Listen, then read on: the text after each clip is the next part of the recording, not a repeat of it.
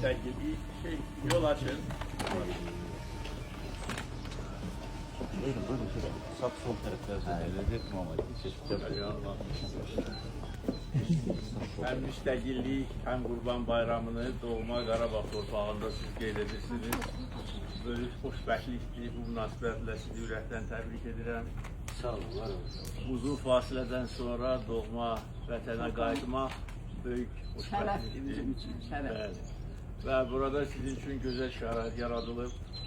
Burada evlər demək olar ki, əksəriyyəti dağılmışdır.